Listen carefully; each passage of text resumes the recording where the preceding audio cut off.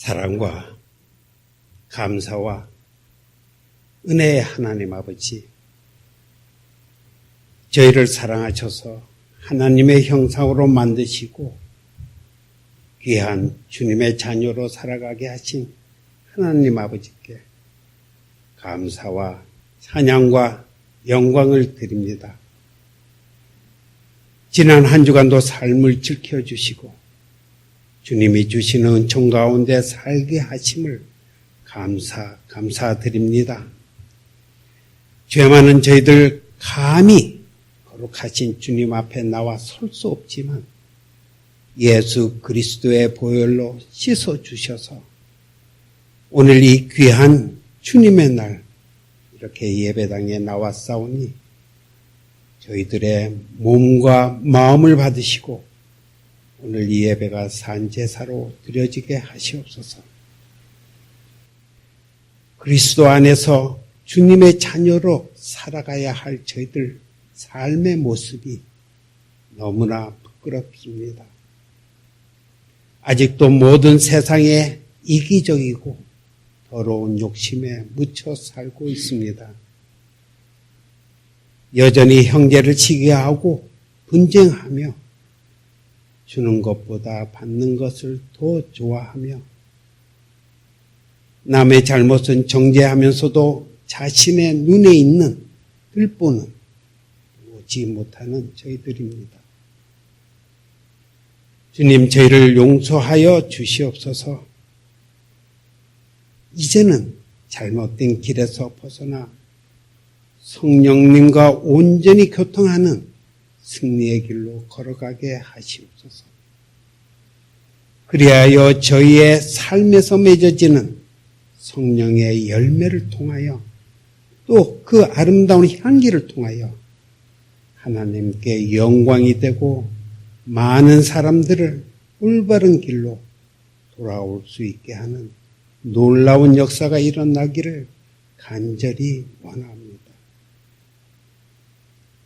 은혜가 풍성하신 주님, 11월 둘째 주일입니다. 지금은 감사의 계절입니다. 저희들에게 너무나 많은 감사의 제목들이 있습니다. 먼저 겸손한 마음 주시옵소서. 겸손한 마음이 없는 곳에 어찌 믿음이 있겠습니까? 저희들에게 겸손한 마음 주시옵소서. 또 모든 것을 주시는 주님께 항상 감사케 하시옵소서. 나의 구원자이신 하나님께 감사하고 내 곁에 항상 계신 예수님께 감사케 하옵소서. 내 영혼 안에 있는 편안을 주시니 감사하고 응답된 기도로 인하여 감사케 하옵소서. 즐거움을 주시니 감사하고 고통을 이길 힘 주시니 감사하고 귀한 은혜 주시니 감사하고 절망 중에 크신 위로 주시니 감사합니다. 저희들 가정과 가족을 주시니 감사하고 그 위에 단란함을 주시니 더욱 감사케 하옵소서. 내게 힘이 있어 섬기는 교회를 위하여 봉사 헌신케 하시니 감사케 하옵시고 내게 힘이 있어 어려운 이웃을 돕게 하시니 감사케 하옵소서. 주신 귀한 직분 감사하옵고 또한 감당케 하시니 감사케 하옵소서.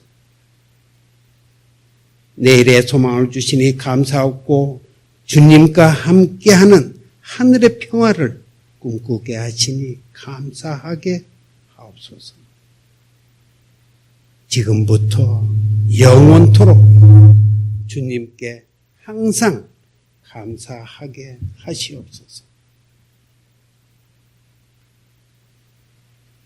저희가 살고 있는 이곳 미국에 새로운 대통령이 선출되었습니다. 함께 하셔서 대통령이 하고자 하는 모든 일이 국민을 위하고 세계를 위하고 세계의 평화를 위하는 미국의 새로운 대통령 되게 하시옵소서.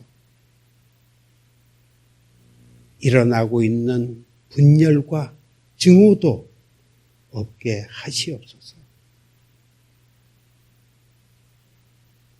사랑하는 저희 조국에서 들려오는 소식, 신문과 방송으로 들려오는 소식 너무나 창피합니다. 너무나 부끄럽습니다. 어떻게 한 사람이 국정을 이렇게 농단할 수 있습니까? 어떻게 현직 대통령이 검찰의 조사를 받는 이 지경이 되었습니까?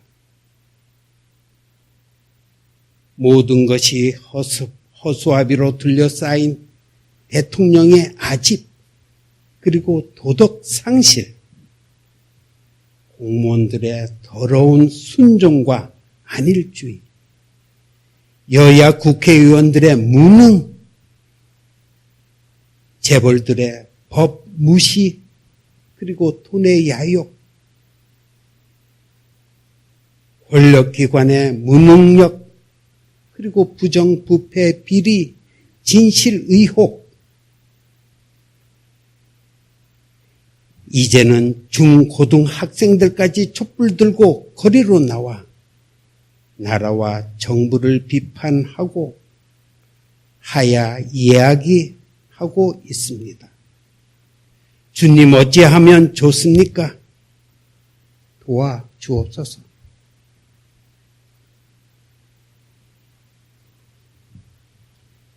불쌍한 저희 국민들과 늘 함께하여 주옵시고 갈 길을 인도하여 주시옵소서.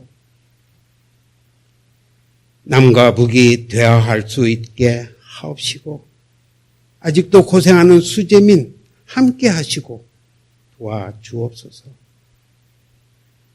중동 지방의 테러와 과격한 이슬람교, 터키와 시리아와 주변 국가 간의 분쟁, 주님 함께하여 주셔서 그들의 평화가 이루어지게 하여 주시옵소서. 오늘 이 예배에 참석하지 못한 성도들 있습니다. 또 오랜만에 저희와 함께 예배드리는 교우도 있습니다. 감사드립니다. 여행하는 자 안전 지켜주옵시고 아픈 이에게 치료의 손길 주시옵소서. 마음이 병든 자 위로와 평화의 마음을 주시옵소서. 특별히 길동무 회원님들 건강 지켜주옵시고 부엌에서 열심으로 봉사하는 성도들 기억하여 주옵시고 이 시간 아이들을 가르치는 선생님들 함께 하셔서 크게 노고를 취하여 주시옵소서. 정성껏 준비하여 찬양을 드리는 성가대를 축복하옵시고 이 찬양이 아름답게 하옵시고 진실되게 하옵시고 사랑하게 하옵시고 영광이 충만하게 하시옵소서. 이제는 연말이 됩니다. 교회 많은 연말 행사가 준비되어 있습니다. 잘 준비하여 어려움이 없게 하여 주옵시고 감사절과 아기 예수 오심을 기쁨으로 준비하는 모든 손길 함께 하옵시고 지하여 주시옵소서. 사랑하는 저희 김기대 목사님 늘 함께 하옵시고 늘 건강 지켜주시옵소서. 가정, 가족 또한 지켜주시옵소서. 많은 시간과 정성으로 준비한 하나님의 뜻을 전할 때 저희들 기쁨이 넘치는 귀한 은혜의 시간 되게 하옵소서. 오늘의 모든 일이 주님의 뜻 안에서 온전히 이루어지게 하옵시고 저희들에게는 겸손히 감사하며 오늘을 살게 하옵소서. 아무 공로 없는 죄인 예수님 이름 의지하고 간절히 기도드립니다. 아멘. 내 이웃을 사랑하고 내 원수를 미워하여라 하고 말한 것을 너희는 들었다. 그러나 나는 너희에게 말한다. 너희 원수를 사랑하고 너희를 박해하는 사람을 위하여 기도하여라. 그래야만 너희가 하늘에 계신 너희 아버지의 자녀가 될 것이다. 아버지께서는 악한 사람에게나 선한 사람에게나 똑같이 해를 떠오르게 하시고 의로운 사람에게나 불의한 사람에게나 똑같이 비를 내려주신다. 너희를 사랑하는 사람만 너희가 사랑하면 무슨 상을 받겠느냐? 세리도 그만큼 하지 않느냐? 또 너희가 너희 형제 자매들에게만 인사를 하면서 지내면 남보다 나을 것이 무엇이냐? 이방 사람들도 그만큼 하지 않느냐? 그러므로 하늘에 계신 너희 아버지께서 완전하신 것 같이 너희도 완전하여라. 아멘.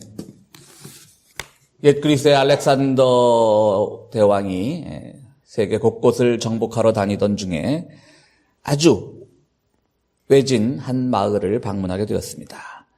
세상은 알렉산더 대왕이 일으킨 모든 전쟁의 참화 속에 있었지만 이 마을은 그런 전쟁으로부터 벗어나 있었기 때문에 사람들은 알렉산더가 누군지도 잘 몰랐습니다. 누군지 잘 모르니까 두려워할 이유도 없었습니다. 그러니까 누군가가 이 마을을 방문하니까 사람들은 그 마을의 전통에 따라서 알렉산더를 그 집에 데려다가 이제 잘 대접을 했습니다. 그래서 이제 알렉산더가 그 마을의 추장 집에서 이제 대접을 받고 있는데 알렉산더도 신기했겠죠. 이 사람이 나를 누구로 알고 이렇게 자기 집에 오라 그러고 감히 겁내하지도 않고 뭐 대왕마마 뭐 이러지도 않고요. 근데 저녁 식사를 하고 있는데 마을 주민 둘이 그 추장의 집에 찾아왔습니다. 그 추장의 집에 찾아와서 그들에게 어떤 법정 소송이 있는데 그것을 어떻게 풀어야 되는지 궁금해서 그것을 물어왔던 것입니다. 한 사람이 얘기를 합니다. 제가 이 사람으로부터 땅을 샀습니다. 땅을 샀는데 땅을 제가 농사를 지으려고 땅을 이렇게 개간을 하다 보니까 그 밑에서 황금이 나온 겁니다. 저는 땅 위만 샀지 땅 밑에 있는 건 사지 않았기 때문에 황금을 이 옛 땅 주인에게 돌려주려고 하는데 이 사람이 받지를 않습니다. 그럽니다. 그랬더니 이전의 땅 주인은 뭐라고 대답을 하냐면요. 아닙니다. 그 황금은 제게 아닙니다. 제가 땅을 팔 때는 그 땅에 소속된 모든 것을 다 팔았던 것인데 그렇다고 황금도 당연히 저 사람 것이지 왜 나한테 돌려주는지 이해를 잘 못하겠습니다. 라고 두 사람이 언쟁을 벌이더라는 것이지요. 우리도 많이 타락했습니다. 이 언쟁을 들으면서 우리도 잘 이해를 못하겠죠. 뭐 그런 거 갖고 싸우는지. 뭐 실제로 알렉산더 대왕이 활동할 때 이런 일이 있었는지 잘 모르겠지만 참 아름다운 싸움입니다. 서로 황금이 자기 것이 아니라고 하는 겁니다. 그러자 추장이 이 문제를 어떻게 해결을 할까 곰곰 생각하다가 당신 집에 아들 하나 있지? 그러니까 이쪽에서 이해합니다. 당신 집엔 딸 하나 있지? 이해합니다. 두 사람 결혼시켜가지고 그 황금을 그 새로운 신혼부부에게 주라고 이렇게 얘기를 합니다. 그러니까 그 두 사람이 땅을 산 사람이나 판 사람이나 아이고 그런 묘수가 있군요 라고 하면서 곧 결혼을 시키겠습니다 라고 하면서 나갔다라고 하는 겁니다. 알렉산더가 이 모습을 지켜보다가 좀 의아했습니다. 의아의 모습을 보이자 추장이 얘기합니다. 아니 지금 제가 내린 판단과 결정에 무슨 문제가 있다고 생각을 하십니까? 그렇다면 왕의 나라에서는 이것을 어떻게 해결합니까? 라고 물어보니까 알렉산더가 이렇게 대답합니다.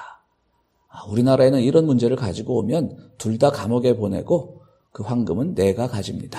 알렉산더. 그러자 추장이 알렉산더에게 묻습니다. 그럼 임금님의 나라에도 태양이 뜹니까? 라고 얘기를 합니다. 그러자 알렉산더가 당연히 태양이 뜨지요. 태양이 안 뜨는 나라가 어디 있습니까? 라고 얘기하니까 아닙니다. 제가 보기에 임금님의 나라에는 태양이 뜨지 않는 것 같습니다. 라고 이렇게 말했다라고 하는 전설이 있습니다. 그렇습니다. 옛날 사람들에게 태양은 하나의 공평한 상징이고 하늘에서 내리는 축복과 같은 것입니다. 그래서 많은 옛날의 부족들은 태양신을 섬기기도 했습니다. 이 추장은 작은 마을에 그야말로 알렉산더가 누구인지도 모르는 그래서 두려움조차 없는 어떻게 보면 미개인이라고도 할 수 있는 그런 사람이지만 그가 아는 태양은 정의의 상징이었고 두 사람을 감옥에 보내고 왕이 자기가 그 황금을 가지겠다라고 하는 그런 정치가 실현되는 곳은 암흑의 땅, 태양이 뜨지 않는 땅이라고 이 주장은 생각을 했던 것입니다. 어쨌든 알렉산더에게 있어서 태양은 이렇게 여러 가지 중요한 의미를 가졌던 것 같습니다.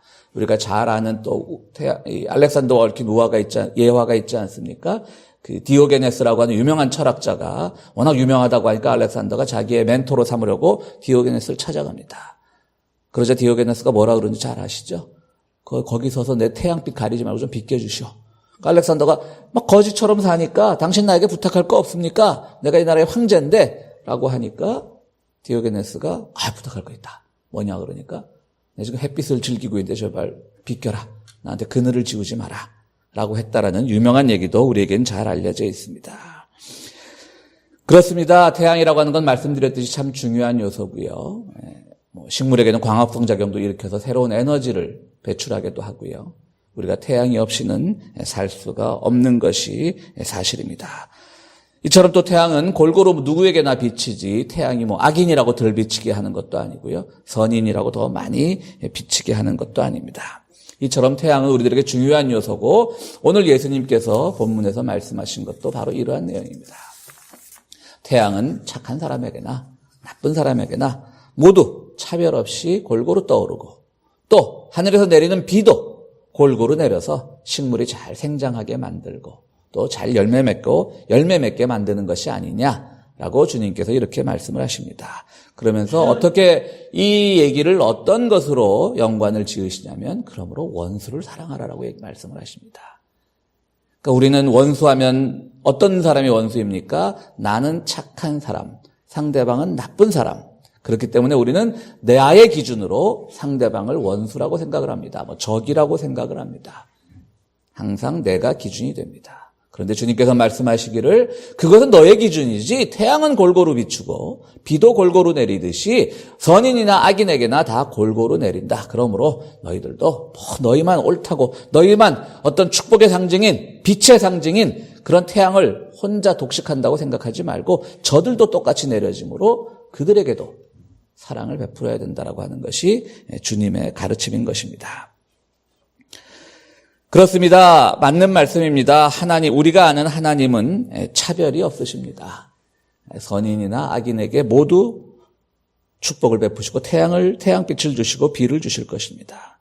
또 우리가 인간이라면 누가 하나님 앞에서 나는 정말 하나님 앞에서 1.1획도 잘못이 없고 정말 추워도 나는 꺼리낌이 없는 하나님 앞에서 완전한 의인이라고 말할 수 있는 사람이 누가 있겠습니까? 그런 점에서 악인과 선인의 구별이 모호할 때도 있고 하나님께서 차별 없이 악인과 선인에게 골고루 태양을 내린다는 그 말도 우리는 충분히 수긍할 수가 있습니다. 그런데 바로 이 기초적인 신앙 고백, 하나님은 차별이 없으시고 모든 사람을 사랑하신다라고 하는 이 기초적인 신앙 고백이 실제로 우리의 삶에 적용되면서부터는 사람들이 그것을 좀 다르게 받아들이는 것 같습니다. 저는 이 본문을 보면서 이 본문을 가장 왜곡하는 사람들이 누굴까? 당연히 우리 원수를 사랑해야지요. 당연히 내가 모든 것의 기준이 아니고 나만 의인이라고 하는, 나만 하나님 앞에 한 점 부끄럼 없다라고 하는 그 생각으로부터는 우리가 물론 벗어나야 하지요. 그러나 이 본문을 우리가 해석하는 데 있어서 오해하지 말아야 될 것은, 조심해야 될 것은 하나님에게 있어서 어떤 선악의 구분도 없다라고 하는 그런 결론으로 가면 이것은 상당히 위험한 해석이라고 생각이 됩니다. 그래서 한국에서 특별히 요즘에 우리 고국에서 일어나는 이런 불의한 현실들을 보면서 대부분의 교회들이 이런 식의 해석을 하고 있습니다. 사람은 다 똑같이, 당신이나 대통령이나 똑같이 모두 허물이 있는데 그걸 덮어줘야지. 그거 당신 잘못이다. 하야해라, 물러나라, 퇴진해라, 탄핵해라, 이게 맞느냐라고 하는 것이 과연 이 본문을 합당하게 해석한 것일까? 그 사람도 잘못했지만 그 사람에게도 골고루 태양이 간 것이고 우리에게도 태양이 간 것인데 다 똑같이 뭘 그렇게 나서서 하느냐? 그게 다 하나님의 사랑이고 용서 아니냐라고 하는 것들이 한국의 교회에서 지금 그렇게 설교가 되고 있어요. 얼핏 들으면 맞는 말 같아요. 그죠? 하나님께서 골고루 주시는데 우리가 그 사람 앞에서 우리가 그렇게 더 깨끗하다고 그에게 이렇게 책임을 묻고 그럴 수 있느냐? 우리는 다 용서해야 된다. 그런 거 들어보면 또 갸우뚱하게 맞는 것 같지만 안 맞는 거죠. 왜 안 맞는 걸까요? 분명히 하나님께서는 그걸 골고루 주시지만 그것이 어떤 역할을 하느냐에 따라서는 각기 다르게 나타날 수 있고요. 햇빛과 비를 받아서 어떤 식물이 성장하는데도 똑같은 햇빛을 받고 똑같은 비를 맞아도 그 열매가 다양하게 나타나지 않습니까?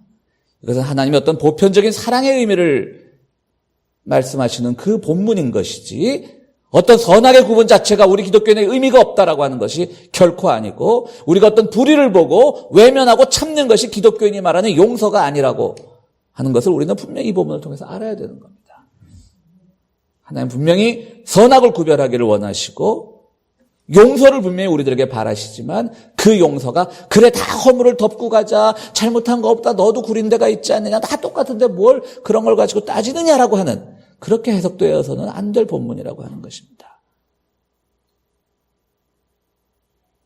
말씀드렸듯이 똑같은 햇빛과 똑같은 비를 맞아도 결과는 전혀 다르게 나타날 수가 있는 겁니다. 우리 스포츠들 좋아하지만요. 예를 들어서 우리 LA 다저스 야구팀이 월드시리즈 못 나가는 데 있어서 우리 믿었던 커셔 선수가 제 몫을 못 해준 것도 크지 않습니까? 우리는 이제 TV나 직접 현장에 가서 그런 경기들을 관람하고 다 관전평을 내립니다. 오늘 누군 잘했는데 누군 못했어. 그 친구는 평소엔 잘했는데 오늘 좀 슬럼프였어. 이러면서 좀 더 그 팀에 애정이 많은 사람들은 좀 화를 내기도 하죠. 그 녀석 때문에 졌어 우리가 그러고요. 분명히 어떤 스포츠 경기를 보면 그것이 야구가 됐든 미식축구가 됐든 농구가 됐든 다 그 안에는 선수들의 기량이 다 다르게 나타납니다. 똑같이 운동신경이 뛰어나고 똑같이 프로팀에서 활약할 수 있는 그런 기초적인 재능은 다 가진 선수들이지만 그리고 평소에 또 잘하는 선수지만 그날의 컨디션에 따라 다 다르게 나타납니다. 그래서 우리는 평가를 하는 겁니다. 그런데 누군가가 그 팀 선수들 다 똑같아. 축구 선수 똑같고 농구 선수 똑같고 야구 선수 똑같지 그래 구별을 해 그러면 스포츠를 좋아하는 분들은 화를 벌컥 낼 겁니다. 그런 게 어딨냐? 잘한 사람이 있고 분명히 못한 사람이 있는데. 근데 우리는 그런 스포츠에서는 그런 논리를 분명히 못 이겨 하면서 다 똑같지라고 하는 논리를 못 이겨 하면서 우리는 현실로 오면 정치인들 다 똑같지 왜 똑같습니까? 다르지. 잘하는 사람도 있고 못하는 사람도 있죠. 물론 그들이 못하기 위해서 정치인이 된 건 아닐 겁니다. 그러나 그들이 하는 과정에 있어서 분명히 그들의 실수도 나타나고 그들의 탐욕도 나타나서 분명히 우리들에게 피해를 주는 사람들이 있고 또 우리들에게 도움을 주는 사람들도 있는 겁니다. 다 똑같이 하는 겁니다. 그들에게 똑같은 정치인이라고 하는 똑같은 타이틀이 주어졌지만 그들에게 스포츠 스타라고 하는 똑같은 타이틀이 주어졌지만 그들의 결과는 당연히 다르게 나타날 수가 있는 겁니다. 주님께서는 인간 존재 본질에 대해서 차별을 두지 않으실 겁니다. 그가 어떤 생각을 하든 그가 어떤 행위를 하든 그 존재 본질을 향한 주님의 사랑하는 마음은 분명히 똑같으시라고 저는 확신합니다. 그러나 그 열매에 따라 달라질 때 얼마나 주님께서도 마음이 아프시고 또 그것을 우리가 분명히 용서하고 덮어야 되는데 그 덮는다라는 것이 그래 없던 일로 하자가 아니라 그 잘못이 새롭게 개선되고 그 잘못이 더 선한 방향으로 바뀔 수 있도록 우리는 질책할 때 질책하고 우리는 분노할 때 분노해야 되는 겁니다. 그게 원수를 사랑하는 거 아니겠습니까? 덮어주자 그러면 그 원수는 변화할 기회가 없는 겁니다. 그건 사랑하는 게 아닌 겁니다. 우리는 때로는 분노하면서 때로는 질책하면서 물론 그 과정에서 우리는 과연 잘하고 있나 우리를 끊임없이 스스로를 돌아봐야 하겠지만요. 그러나 세상에서 말하는 모든 것들, 세상에서 말하는 모든 사람들이 지금 잘못된 방향으로 가고 있을 때 우리는 그것을 지적할 수 있는 하나님의 음성을 들어야 되는 것입니다. 그런 점에서 원수를 사랑하라는 말을 할 때 우리가 잘 아는 나치에 저항했던 그 보네퍼 목사는 이런 말을 합니다. 의로운 분노와 완전한 증오를 구분하라고 얘기합니다. 여러분 이 보네퍼 목사의 그 저작물을 보면요. 아주 그냥 어떻게 보면 경건하고 요즘 말로 하면 보수적일 수도 있어요. 그분의 글에 막 투쟁 이런 말들 거의 없어요. 항상 그분 스스로를 돌아보고 그 스스로가 정말 하나님 앞에 그리스도의 십자가 앞에 어떻게 서는가를 늘 고민하는 그런 글들을 많이 남기신 분이에요. 근데 그분은 히틀러와 싸웠어요. 심지어는 버스 운전사가 차를 몰고 가고 승객들이 많이 타고 있는데 그 버스 운전사가 미쳐가지고 그 버스가 사고의 지경에 이른다면 누군가는 그 버스 운전사를 끌어내려야 된다라고 하는 히틀러를 겨냥한 그런 말들도 했습니다. 그분은 바로 이런 완전한 분노. 그분에게 있어서 히틀러는 원수겠죠. 근데 그분은 용서하라고 하지 않습니다. 그를 향해서 완전한 분노를 표현해야 되는 겁니다. 그게 용서입니다. 그래야만 그가 바뀔 수 있는 가능성이 있었으니까. 근데 무조건 난 싫어 이러면 이제 완전한 증오가 되는 거죠. 우리가 원수를 사랑하라고 하는 것은 의로운 분노와 완전한 증오를 구분합니다. 그냥 아무 대책 없이 무조건 난 저 사람이 싫어. 난 저런 어떤 성적 취향을 가진 사람 무조건 싫어. 난 저런 정치적 사상을 가진 사람 무조건 싫어. 라고 하는 건 완전한 증오지만요. 그러나 분명히 사회를 다른 방향으로 이끌고 역사를 자꾸 거꾸로 가려고 하는 사람들에 대해서 우리가 이건 하나님의 뜻이 아니라고 할 때 그를 향하여 느끼는 분노는 의로운 분노, 거룩한 분노라고 하는 겁니다. 이거를 감히 우리가 원수사랑이란 말로 거룩한 분노까지도 덮어버리는 그런 어리석음은 결코 오늘 본문이 우리들에게 전달하는 내용이 아니라고 하는 것입니다. 요즘 우리 고국이나 지난주 미국이나 대통령 선거 결과를 놓고 또 우리 고국은 대통령을 놓고 시끄럽습니다. 트럼프가 당선이 되자 캐나다 이민국 홈페이지가 접속 폭주로 다운이 됐다고 합니다. 누가 실제로 이렇게 많이 이민을 가겠습니까마는 분노를 그러한 방법으로 표출할 수밖에 없었던 것이죠. 그렇습니다. 정치인들 분명히 잘못한 거 많이 있지만요. 또 어떻게 보면 어떤 정치인이라고 해서 또 그가 하나님 앞에 바로 온전하다라고 말할 수 없는 것은 사실입니다. 그러나 우리는 바로 그 순간 이런 함정에 빠지지 말아야 되는 겁니다. 앞서 말씀드렸듯이 우리 고국의 대통령은 분명히 잘못한 거 맞습니다. 근데 거기서 목사라고 하는 사람들이 설교단상에서 다 똑같으니까 덮자라고 하는 것은 아니라고 하는 것이죠. 분명히 잘못은 잘못이라고 하는 겁니다. 트럼프도 마찬가지일 겁니다. 힐러리 클린턴이라고 해서 그 사람이 정말 하나님의 예언자같이 그분이 또 훌륭했던 건 아니잖아요. 우리가 참 고민하게 되는 거죠. 힐러리나 트럼프나 똑같은데 누가 되면 어때? 이게 우리 기독교인들이 가장 배격해야 될 그런 사고방식입니다. 말씀드렸듯이 힐러리라고 해서 하나님의 뜻을 온전히 실천하는 그런 지도자는 아닐 겁니다. 그에게도 단점이 많았습니다. 그러니까 떨어졌죠. 많은 언론이나 모든 세력들이 다 밀어줬음에도 불구하고 말이죠. 제가 광고 시간에도 말씀드렸듯이 미국 출구조사에 따르면 미국 복음주의자들의 81%가 트럼프를 지지했다고 합니다. 많은 사람들이 실망에 빠져 있는데 어떤 사람들은 트럼프가 이 동성애 이 문제에 있어서 반동성애적으로 전향할 것이라며 이제 기독교적 가치가 회복이 된다라고 하는 그런 SNS에 그런 의견을 올리는 목사들도 있습니다. 기독교인들도 있습니다.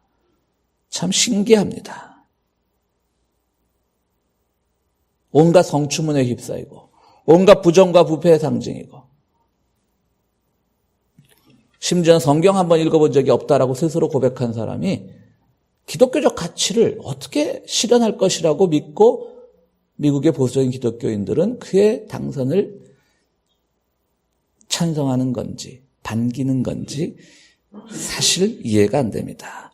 계속해서 말씀드리지만 물론 우리의 정치적 판단은 어려운 법입니다. 계속해서 말씀드리지만 힐러리가 대단한 기독교적 가치고 우리 기독교인 입장에서 봤을 때요. 세속 정치라는 것이 꼭 우리 기독교적 가치가 실현되어야만 물론 좋은 것은 아닙니다. 그건 우리가 그렇게 우리 신정 국가가 아닌 이상 그것을 우리가 요구할 수 없지만 어쨌든 기독교인 입장에서 팔이 안으로 굽는다고 그렇게 되면 좋긴 좋겠죠. 그런데 힐러리도 사실 아닌 건 마찬가지지만요.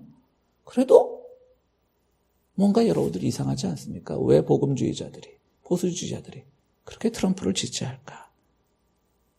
왜 이런 어리석음을 범할까?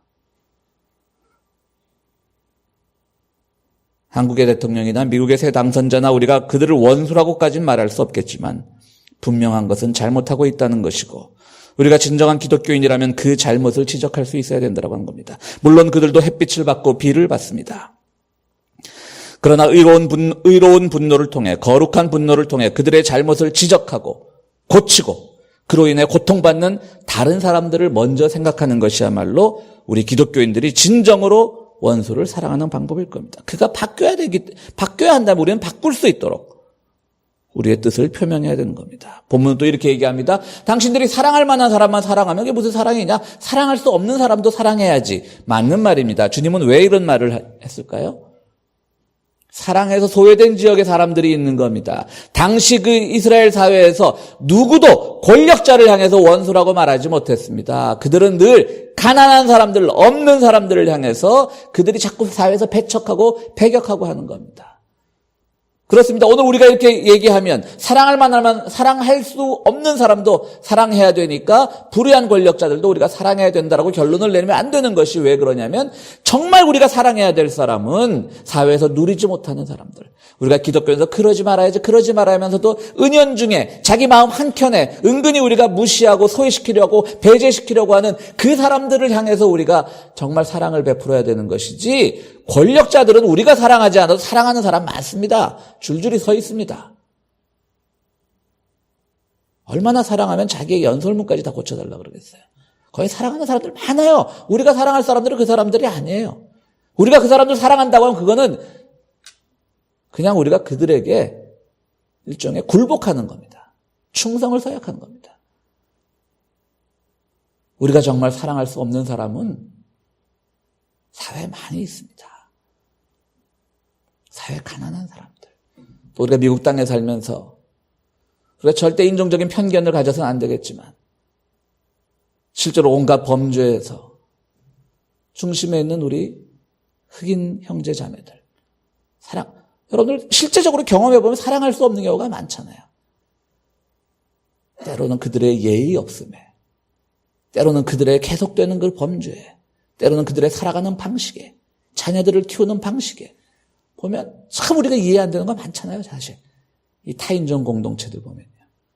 그래서 우리는 은연중에 백인들은 모든 것이 옳다라고 생각을 하고 라티노들이나 흑인들에 대해서는 겉으로는 다른 교인들은 겉으로도 잘 표현합니다만 우리 교인들은 겉으로 표현할 정도로 그 정도까지는 아니라고 생각을 하지만요. 속으로는 우리도 은연중에 그들의 삶의 방식에 동의하지 못하는 부분들이 많이 있잖아요. 그들을 우리가 사랑할 수 없는 사람이거든요. 그럼에도 불구하고 사랑해야 된다는 거죠. 권력자들을 향해서 그렇게 하는 것이 아니라. 주님은 바로 그렇게 말씀하셨는데 오늘 미국이나 한국이나 소위 말하는 복음주의, 복음이라는 게 얼마나 좋은 말입니까? 근데 복음주의라는 이름을 단 사람들은 그것을 이상하게 적용을 해서 이민자에 대해서 완전히 폐쇄 정책을 쓰겠다라고 하는 그 사람을 향해서 하나님의 뜻을, 기독교적 가치를 잘 실현하는 지도자라고 믿어버리는. 한국교회가 얼마나 이단 이런 거 싫어합니까? 우상숭배 싫어합니까? 조금만 다르면 막 교단 총회에서 이단위로 정죄합니다. 그럼 대통령도 정죄해야 되는데 이상한 종교에 빠져있는 대통령을 거기 가서 또 감싸고 돌자고 합니다. 이런 모순이 바로 우리가 극복해야 될 모순이고 오늘 원수를 사랑하라는 본문 선인에게나 악인에게나 모두 골고루 햇볕과 비가 내린다라고 하는 것은 결코 선악의 구분을 하지 말라는 뜻도 아니고요. 그들을 향한 비판의 소리를 없애라는 뜻도 분명히 아닐 겁니다. 오늘 48절에 보면 그러므로 하늘에 계신 너희 아버지의 온전하심과 같이 너희도 온전하라고 얘기합니다. 우리는 많은 부분에 있어서 주님의 온전함을 배워야 될 겁니다. 그것은 바로 거룩한 분노와 완전한 증오를 구별하는 단계일 겁니다. 우리 주님께서도 십자가에 달리시면서 그를 십자가에 못 박는 사람들을 향해서 저들을 용서하라고 말씀하십니다. 분명히 큰 용서입니다. 그러나 부활하심으로 말미암아 용서가 용서에 머무르지 않고 그것을 세상의 새로운 질서로 바꿔놓으셨습니다. 그분은 그 피해의 현장에서 그분이 죽어가는 현장에서 그 용서가 그래 다 덮어줄게라고 하는 용서가 아니라 그들이 자기가 하는 짓이 무슨 짓인지 모르므로 그분은 부활하셔서 무슨 짓이 정말 하나님 보시기에 옳은 짓인지를 우리에게 가르쳐 주신 분입니다. 원수를 우리가 완전한 증오의 단계에 방치하는 것이 아니라 그로 인해 잘못 돌아가는 세상을 바로잡는 것, 그래서 더 이상 죄를 짓지 않게 하는 것, 그것이야말로 진정한 원수 사랑일 겁니다. 물론 이 과정에서 우리가 누군가를 비판하고 누군가를 지적하고 무언가를 바로 세워나갈 때 이것이 과연 거룩한 분노인지 완전한 증오인지 우리는 구분하기 위해서 기도도 해야 되고요. 정말 말씀도 읽어야 되고요. 우리 스스로를 돌아보는 일도 해야 될 것입니다. 물론 쉽지 않을 겁니다. 그러나 저는 이런 방법을 생각해 봤습니다. 내가 지금 누군가를 미워하고 누군가의 잘못을 지적하고 누군가를 향해서 분노를 쏟아내는 것이 거룩한 분노냐 아니면 완전한 증오냐를 구분할 때 제가 기준으로 세운 건 이렇습니다.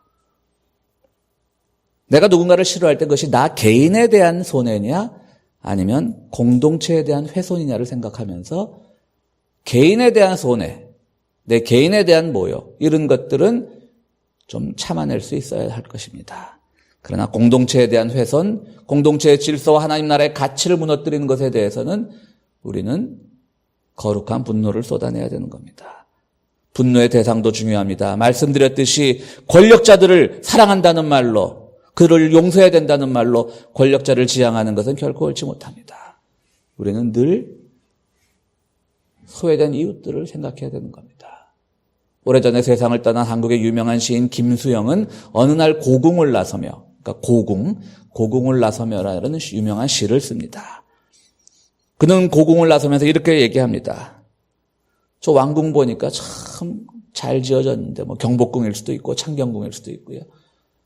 그 안에서 역사성 안에 온갖 음탕한 일이 저질러졌는데 자기는 고궁을 나서면서 그 음탕한 짓에 대해서는 분노하지 않고 그냥 고궁 앞에 있는 어느 설렁탕 집에 갔는데 이분의 시는 아주 용어가 거칠어서 제가 설교 시간에 못하겠습니다. 설렁탕집 돼지 같은 주인 X한테 욕을 하고 왜? 50원짜리 갈비가 기름덩어리만 나왔다고. 그 당시 김수영 시인이 활동할 때 뭐 갈비탕 한 것이 50원이면 사 먹었나 보죠. 근데 돼지 같은 주인 X한테만 욕을 한다는 거죠. 고궁의 그 음탕함은 외면하고 왜 이렇게 50원이나 냈는데 갈비탕에 비계만 나오냐고 욕을 한다는 겁니다. 월남 파병에 반대하는 그 자유를 이행하지 못하고 20원을 받으러 3번씩 4번씩 찾아오는 야경꾼들만 증오하고 있는가라면서 자책합니다. 기억하시죠? 예전에 한국에 통금이 있을 때 야경꾼들 오면 그것은 그분들이 그거를 가지고 이 동사무소하고 나눠 먹는 겁니다. 그러니까 자기 마음대로 걷습니다. 저도 어릴 때 기억납니다. 집에 오면 우리 어른들이 그 야경꾼들하고 거래하는 거 깎아달라. 뭐 우리 집엔 도둑 맞을 거 별로 없다. 50원 달라고 한 20원에 깎아달라. 그러니까 김수영 시인도 겨우 20원 받으러 오는데 설렁탕값 반에도 못 미친 돈 받으러 오는데 월남 파병에는 반대 못하고 이런 것만 가지고 그 불쌍한 야경꾼에만 분노한다고 자기를 자책하고 있습니다.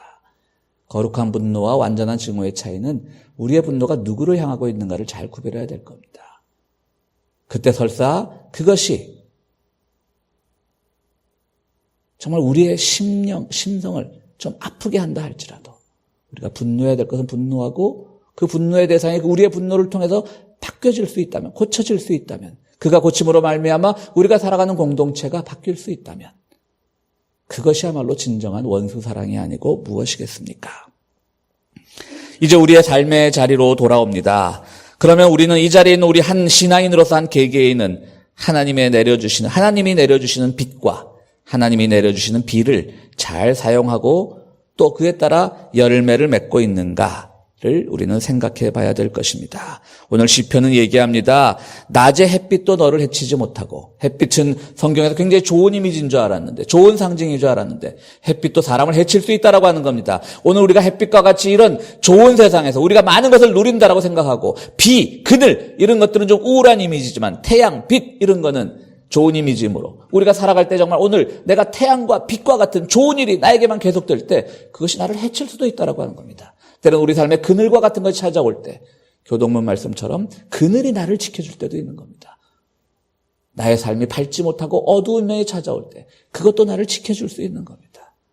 하나님은 골고루 우리에게 은총과 같은 빛과 비를 주시지만 때로는 그것으로 인해서 우리가 상할 수 있고 그것으로 인해서 우리가 다칠 수 있음을 기억하면서 경우에 따라서 우리에겐 그늘이 온다 할지라도 그것이 우리들을 새로운 힘을 주는 그늘로서 새로운 힘을 줬던 실망의 순간으로서 오히려 우리들에게 작용을 할 때 그것은 우리를 변화시킨다고 하는 것입니다.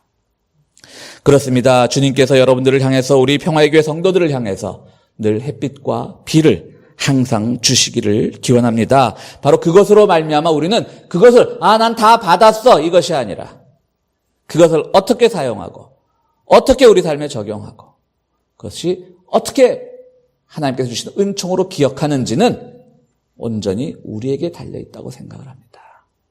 여러분들 삶 속에서 지금 햇빛과 같은 삶이 계속되십니까? 아니면 그늘과 같은 삶이 계속되십니까? 주님은 공평히 주십니다. 그것을 해석하는 것은 여러분들의 몫입니다. 여러분들이 그 햇빛과 비의 비밀 속에서 주님께서 과연 우리들에게 어떤 의미로 이것을 주시고 계시는지를 늘 기도하면서 깨달으시면서 그것을 마음껏 누리는 여러분들이 되시기를 간절히 바랍니다. 우리 함께 기도하시겠습니다.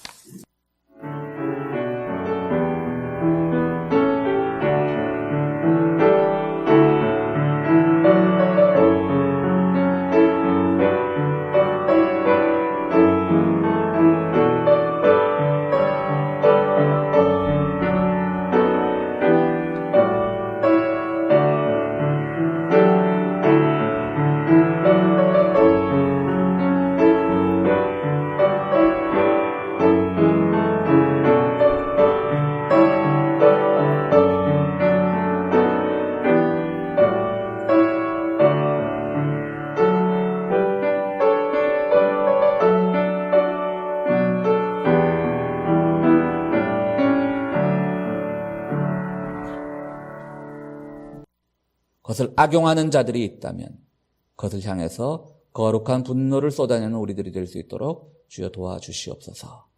주님 앞에 나오면서 거룩한 예물을 가지고 나온 손길들이 있습니다. 주님 이 예물이 쓰이는 곳에 하나님의 영광이 드러나게 도와주시고 오늘 우리가 분노와 수치와 실망의 세월을 살아간다 할지라도 주님만을 믿고 나가는 우리 모두들이오니 주여 드리는 손길마다 그러한 소망을 허락하여 주시옵소서.